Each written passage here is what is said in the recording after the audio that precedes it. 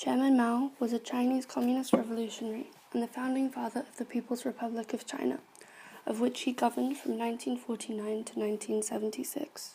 His rise to power starts in the 1920s, when he begins to study the Russian Revolution and Marxism. He comes to the realization that by tapping the power of the oppressed peasants, he would have the masses and great success. In the early 1930s, Mao began to establish and eventually became the leader of the Soviet Republic of China. Mao offered to refute the communists under the central government and built a small army, the Red Army, to defend his domain. However, the Red Army was tagged with many insurgents. He then began to lead a campaign against the Red Army as a result of these insurgents, but he was not successful in completely eliminating communists. After a long battle between himself and the communists, in 1949 on October 1st, Mao declared the People's Republic of China a communist nation as to which he was chairman of. Mao had many aims and many ideologies. Maoism was a doctrine composed of the ideology and methodology for the revolution developed by Mao Zedong and his associates in the Chinese Communist Party from the early 1920s up until his death in 1976.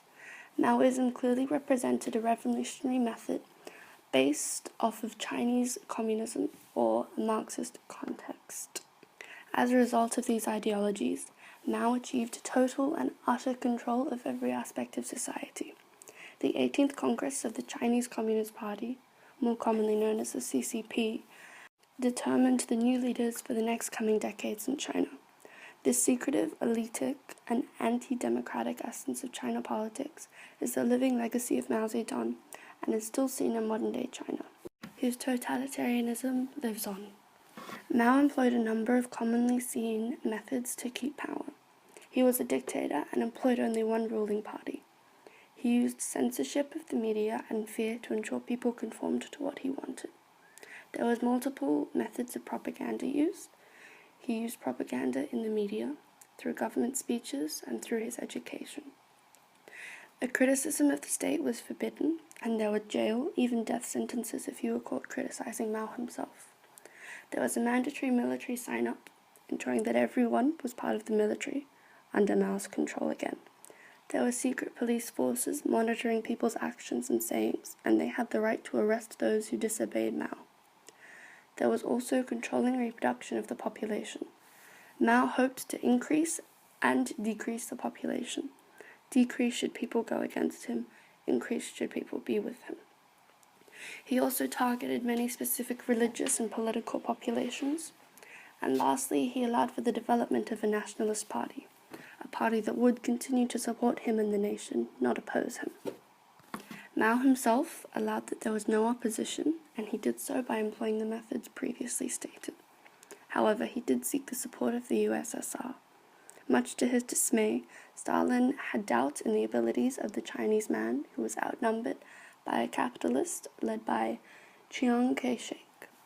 Many Bolsheviks had a fear that Mao's revolutionary army could turn against Mao, as there were more support in the capitalist party than the Communist Party. After proving otherwise, Stalin still did not provide significant aid to Mao due to the fear of US intervention.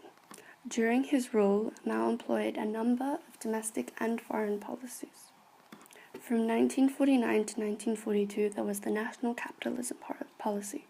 It was aimed at recovering from the Civil War. The government took control of commanding height of industry and the bank system, yet lighter industries were left privatized. In 1915, we saw land reforms. It was the destruction of the landlord class. Peasants were encouraged to speak out against their former oppressors. Somewhere between 2 million and 3 million landlords were killed. There was also the campaign against counter-revolutionaries in 1950. Mao exterminated 7,000 people, and 5,000 people were imprisoned within 6 months because they were thought to be against himself. In 1951, there was the Thought Reform, or the CPC's first attempt at eliminating non-Maoist ideals from their intellectual and bourgeoisie classes. 6,500 intellectuals and professors underwent a re-education course, and Mao also started his first initiatives at censoring the arts and the media. In 1952, we saw a Five Antis campaign. It targeted the last class of people that were inhabiting the creation of Mao's communist state, the bourgeoisie. The campaign dealt with issues such as bribery, tax evasion, theft of state property, and cheating on government contracts. There was also the 5-year plan from 1952 to 1957, where the CPC turned to the USSR for advice. The CPC turned to the USSR for advice and received a loan in order to increase heavy industry output. There was also the 100 Flowers campaign of 1957. Mao removed censorship in order to allow people to criticize the party.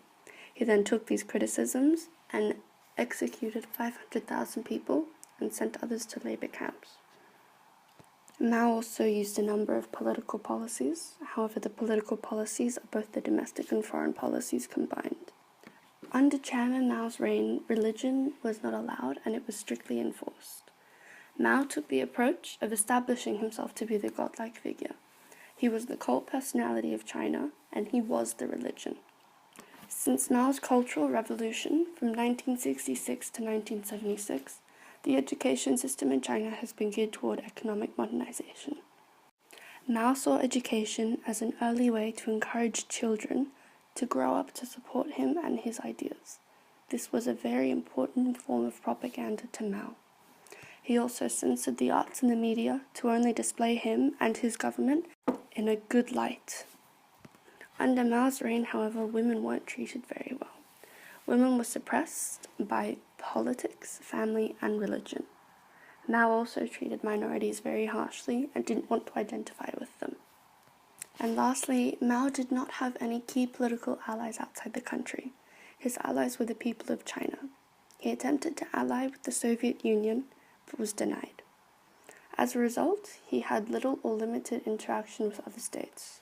His first major interaction was in 1972, when Nixon came to visit China on political grounds. He was the first president to enter the communist China. Mao is the definition of a totalitarian leader.